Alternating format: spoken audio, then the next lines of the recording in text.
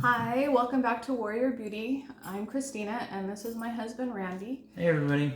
And I asked him to be with us today because he is my primary caregiver and has been through every step of this with me. So I thought maybe it would be helpful for us both to talk to you about a few points of dealing with stage 4 melanoma and all the treatments and scans and life in general. So here we go. Yeah. So she asked me to talk about what it means to be a caregiver, and honestly, I didn't even know where to begin, because not only is the diagnosis overwhelming, the emotions are overwhelming, the day-to-day of dealing with everything is overwhelming. It's just a lot when you have someone you love who's fighting daily for their life. So I kind of wrote down a few notes talking about caregivers, because I think often caregivers are overlooked, and they're an important part of helping the person diagnosed survive and fight, and having the will to fight, and just being the support system that they need. So the first one I thought about was coping, and there's 4 parts to it. Is coming to grips with the diagnosis. We were just at the doctor's office the other day, the one who diagnosed her, and it was like PTSD all over again. And both of us didn't realize what was happening to us until after the fact. But we were sitting in the same chairs in the same office with the same doctor that broke the news to her almost a year and a half ago, that she had stage 4 cancer. So that was hard. So coming to grips with a diagnosis is not just a one-time thing. It's a daily thing that you have to change your life. Learning about the cancer that she has is very unique cancer, and every cancer is different. So we're happen to be talking about metastatic melanoma, but this applies to any cancer: mesothelioma, blood cancer, breast cancer, testicular cancer. No matter what the cancer may be, you have to learn about that specific cancer. And it's a relatively new, but unfortunately it's a rapidly growing cancer, is melanoma. And so learning about the cancer, educating ourselves daily, we're become specialists of what the cancer is, and the symptoms and side effects of all the medications, and dealing with all the medications, and it's ongoing too, because melanoma is so different. Even stage 4 is so different for each person, like literally every person, and whether they have a BRCA mutation or not, it doesn't even matter sometimes. One treatment can work for one person with the exact same everything, and completely not work for a person that has the exact same mutations or not, or the places in your body. It's thank God the medications have come a long way in just the last 5 to 7 years, or else some of the patients alive today and fighting wouldn't even have the opportunity to do so. So thank God for that. But just learning about the cancer, and then how to care for that loved one, it's life altering, and the needs day to day change for that person. The way we have to communicate, the way we have to handle each day and plan, it all changed. It changed. And then as a caregiver, especially, I guess it goes both ways, but as a man, I know I want to be the protector. I want to be the provider. I want to shield my wife from all harm and danger, and I can't do it with this. And so the feeling of helplessness is very real, and something that I have to fight and cope with every day, and that's very, very hard for me. Very hard. And then on my part, I wish I could wave a magic wand and take this away from him and my children and my family, and I can't. We wake up every single day with this. People ask you, how are you doing? Or, oh, you look great today. And we may not be doing so well. We may be waiting for some news. We may be on pins and needles. Most of the time, people don't even know. And we're just trying to get through each day and support each other, whatever that means. So that's what I came up with for coping. And then the next part of it was managing. And there were 3 parts to that. Managing the stress. It's a whole new world of stress. So you have your normal everyday stress of family, household, job, all that normal stress. And I have a high stress job anyways. So now you add the stress of a terminal illness, of an illness that you have to battle daily. Yeah, it's just managing that stress, finding a way to deal with that stress. Thankfully, both Christina and I are Christians, and we have that foundation to turn to. Some of you may not have that faith, and that's okay. Whatever but you need to find something to manage that stress and some way to deal with that added stress in your life, because it's overwhelming. I mean, it that alone can crush you and cause all kinds of health problems. And in addition to the cancer, you still have to deal with normal health problems. So that stress can be a killer. Finances. Again, you have your normal everyday household finances, but now we have tons of medical bills to add to that. Dealing with insurances being buttholes and denying scans, and having to fight them, and having to pull teeth just to get the medical care that you need, the adequate care you need, the medicines. We've had to go all the way to the point of Christina calling the Bristol Myers Squibb, and luckily they were gracious and donated medicine that we needed, that the insurance denied, because it's not the standard of care. It's still in clinical trials, but it's going to extend her life. Hopefully, we pray. So finances, it's just it's like juggling chainsaws to keep it all situated and up and running, in addition to your normal everyday groceries, gas, household bills. And the next part of managing was appointments, and that's Christina does a really good job with that, but even sometimes it's overwhelming for her. I try to help her with that as much as I can, but ultimately it falls on her, and she does a really good job with it. But it's so many appointments. It's literally a full-time job of scans, checkups, because it's not just now your normal physician anymore. You got your oncologist, your specialists. You got to go to the brain specialist, the lung specialist. You got to go to the skin specialist, the dermatologist. So you've added cardiologist. You've added 7 to 10 doctors into the mix, in addition to scans, and it's just it's amazing. It's a full-time job. I almost had a week with no doctor's appointments, and then somebody called and scheduled one. I was like, I don't even know the last time I had a whole week without at least 2 to 4 or 5 doctor's appointments every single week. Yeah, it seems like it's a daily insane thing.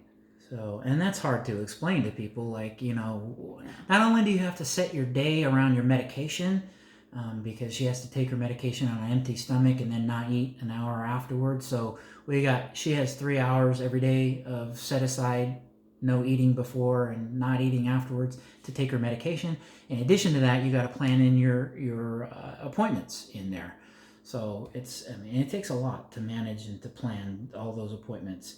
And for me, I'm still working full time, so I have to balance my work around those appointments. I have to be able to still be there to support Christina when she needs me. Like her brain scans, the MRI scans are very, very nerve-wracking for her. They lock her in a cage, and it's very stressful. So she needs someone there with her to do that. And I have to be able to decide, and I'm still learning, because there was one time when I didn't take a time off from work for an appointment, and I really wished I had, because she had gotten bad news that day from a scan, and I ended up having to leave work anyways and just come be there for her. But getting work to understand, managing my time off wisely. I still want to take vacations, but I have limited time to do so, especially when I'm trying to get to her appointments. And FMLA just doesn't cut it, and there's so many hoops and whistles that I have to jump through and blow just to be able to get a day off here and there. I think we need to look at that going forward this year, though, to make sure, because some things I am okay at, and you were trying to come to every single thing with me, but I also think it recharges us when you can take a vacation and we can get away and just breathe. And we wake up with it every day, but it's nice a couple days to like just pretend it's not there and just breathe and maybe get out of town or something, change the scenery. Like that's really important too. I think we need to. Our normal has changed. We don't have the old normal anymore. We have to have a new normal. But it's nice to go back to that old normal, just like she said. We were able to get away this last weekend for a few days up in the mountains. And man, it was just so refreshing and recharging and wonderful just to be together and be out and away from the heat of Fresno and the Central Valley, and just to go be above nature and see some incredible things. But yeah, so appointments are a big part of that, and managing time is huge. And the last one I could think of, obviously, as being a caregiver, is care. Care is a big part of that. It is a change of lifestyle, and her full-time job is not only going to those appointments, but resting and healing. And it's hard for her because she's worked her whole life. She's worked full-time, been a mother of 3, a lot of that time been a single mom of 3, is used to go, doing, and now I have to convince her and reassure her and encourage her to rest. To tie me down, like to rest and to heal and to allow your body the time it needs to heal, because it's fighting cancer daily, and to allow the medications to work like they need to work, because it's overwhelming with everything that I have talked about: the stress, the finances, the appointments. It's all there still. And in addition to that is the feeling of, well, I didn't do anything today. I come home from work and she's like upset because she didn't do anything. And I have to tell her, it's okay. That's your job now, is to rest and to heal.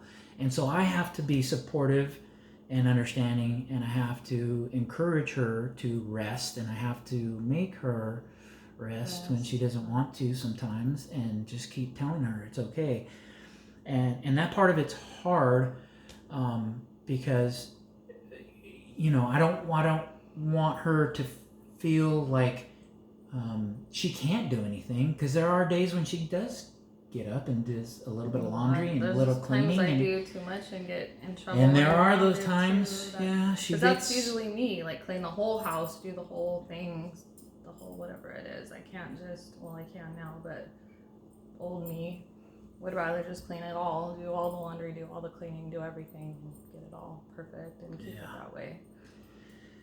So I don't want her to feel like she can't do that, but I also don't want her to ever overdo it, because there have been times when she's overdone it and it wipes her out. And then it's not just a wipe her out for a couple hours, it's a couple of days. It puts her down.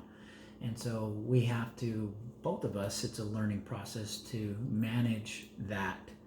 And as her caregiver and care provider, I have to help with that. And I have to learn how, to allow her to do things that she's comfortable with within her limits, and we both have to learn what her new limits are. And we're still learning. When we went away, we took a small walk, very small walk, and then went to lunch, and I just like that, not okay, like literally, like somebody dumped a bucket of water on my head, sweating, shaking out of nowhere, and he's looking at me across the table trying to order lunch, like, do we need to go to the hospital? Like, we don't even know where the town hospital is, let's ask the waitress. Like, we didn't have to go.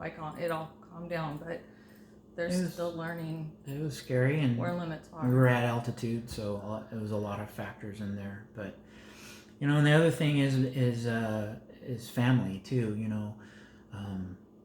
We love our family and they love us, and it's just hard because there's constantly new information, new diagnosis, new side effects, new medicines, and like learning how much to tell the family, because I don't want to inundate them. They still have their lives to worry about. I don't want to inundate the family with just a ton of information, because it comes in on the daily. Everything I've talked about right now is, we deal with on a daily basis. How much of that do you tell your family? How much of that, because you need that family support, and friends too as well. You need and want that family support, but you don't want to overwhelm your friends. You don't want to make it seem like, oh, we're just trying to get attention and sympathy, because that's farthest from the truth. We just we don't want attention or sympathy. But at the same time, we have to share information because they care also, and they want to know.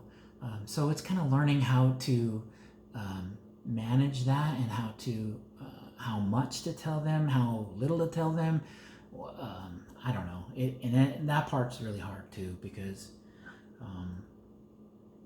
At first, I feel like that was wearing you out. I mean, I had, within my stage 4 diagnosis, and a couple months after, I had 3 surgeries back to back to back, and he was texting or calling, texting for sure, groups of people, like whole, I don't know, 10, 12, 15 family, I don't know, 8 friends and stuff, and then work people, and he's still trying to take care of me, and I'm so far from okay, it's not even funny, and he's there trying to like watch my drain and help me.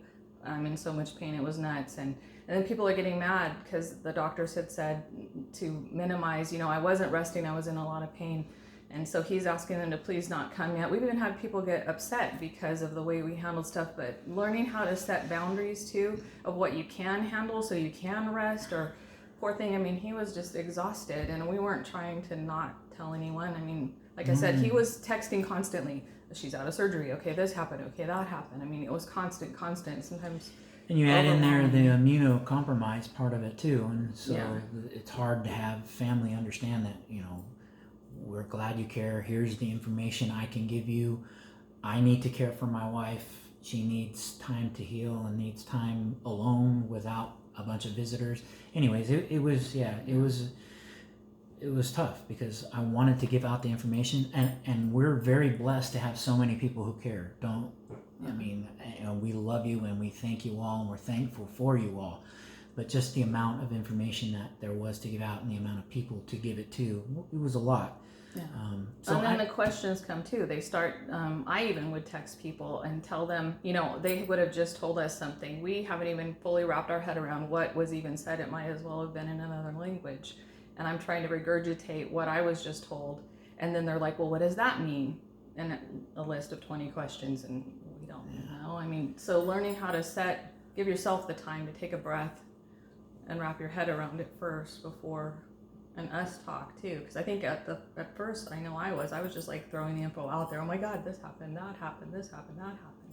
And we weren't giving ourselves any time. Well, and there's a time that you were out of it, completely out of it, in excruciating pain, and you weren't answering. But you're still blowing up. And then, I'm trying to mitigate that by giving out as much information as I can to as many people as I can to prevent that. But it's tough to navigate those jagged waters of, how much information to give, who to give it to, and then still create some kind of boundary for us so that she can rest, and so her phone's not always blowing up, so people aren't always calling and texting, and I mean, it's hard to navigate that and know what is right to do, and we're still learning. I mean, it's become a fine line, because you find out who really is there for you or not very quickly. And the people that are there for you continue to be there. And there are some, especially friends, that have just gotten kind of quiet. I think sometimes people don't know what to say, and they just, unfortunately, stop saying anything at all. One thing is, we're still us. I'm still me. I'm still here. He's still him. It's okay. I mean, even if you don't know what to say, like, just give us a hug and say, I don't even know what to say, but I love you. Or just say, good morning. It sometimes just being there without having to say anything about the cancer at all is a huge help to us. And the prayers, all the family and friends that have lifted us up in prayer, lifted her up in prayer, and for healing and for comfort, and that's amazing. That's like gold to us, the prayers that have been lifted up, so we appreciate that. We can't put a value on that. It's like gold, like I said, it's invaluable. All the prayers have been lifted up. And they're working so far, so thank you, and please keep them coming. I mean, that's really the tip of the iceberg, honestly, about caregivers. That's what popped into my head when she first asked me to do this and talk about care providers, because I think often the caregiver and the family members and the people who are the closest to the people who have the cancer get lost in the shuffle and get forgotten about. And Yeah. so People usually ask how I am, but there's very few that ask how you're doing too. Some, but they need to. I mean, you and the kids are here every single day dealing with all of it. So, and then I wanted to talk a little bit about sharing, though. Something hit me in church today, and it says, I won't read the whole thing, but it says, "Greater love hath no man than a man laid down his life for a friend."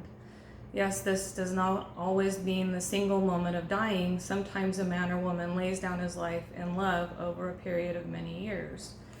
Well, that for sure applies to caregivers, but it also applies to your story. One of the things, and it's a long story too, but we found out is that it's okay to not be okay in all of this, because you're not gonna be okay. There is no normal. People will be like, oh, it's just your new normal. Well, there's nothing normal about it, and it's constantly changing. But the thing is, that's okay, and it's okay to find what is right for you to be able to navigate it. And the thing that I would ask, not everyone is gonna share their story wide open with melanoma or any other cancer. People deal with things differently. But melanoma in particular is not taken very seriously.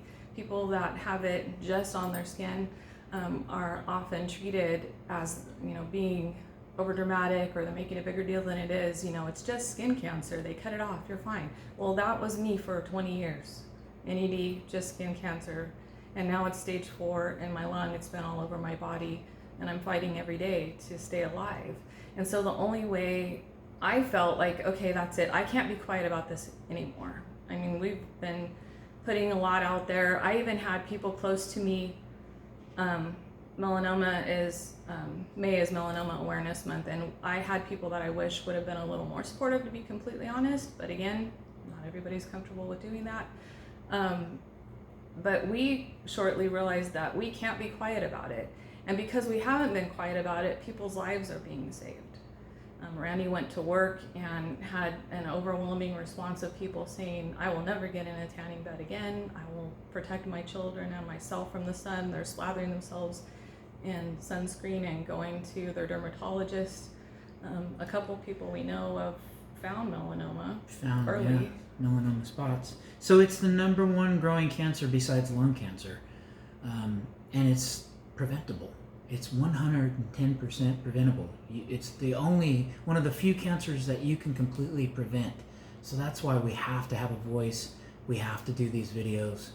And we feel like that's our purpose for this cancer, is to spread awareness. And God is using Christina and I as examples, and to hopefully help people, help prevent cancer, help anyone, if we can, just even one. And it's been more than one. It's been dozens of people. Yeah, so many people, neighbors, friends of mine, acquaintances of mine. And like I said, that whole, not laying down my life. I'm not gonna I don't know, I might throw myself in a bus for you, honey. Throw myself, no. But to lay my life wide open and to put all of it out there. I mean, maybe not every little single thing, like we said, there's things we keep between us and, have to get through and everything. But melanoma and the story is going to be out there. People are going to know what happens, no matter what happens to me. I feel like God gave me this mountain because this mountain will be moved. And that may not mean that I survive, but it will mean that melanoma, and anyone that's met me and knows my story knows about it enough to protect themselves and to protect their families. And one of these days, if enough people do that, the face of melanoma and melanoma treatment will change, and people will take it seriously, and lives will be saved, and that mountain will move. And I know that, and that'll make all this pain and craziness worth it. So thank you for the prayers. Again, it's okay to not be okay. Just have your support system in place, whatever that may be. You need something. For us, it's God and our faith, Christianity. And thank you for all the prayers. Wear your sunscreen. Stay out of tanning beds. Please put sunscreen on your babies. Avoid prolonged sun exposure. You have to go out and live life. We get it. Don't, it's summer, but take the precautions. Wear sunscreen, reapply it every 45 minutes. Be diligent about that. It could save a life and save someone you love and care about a lot of pain and misery and unnecessary suffering. So that's my 2 cents on caregivers. Melanoma story. Yeah. Bye. Keep fighting. Keep Bye. fighting. We'll talk to you soon. Okay.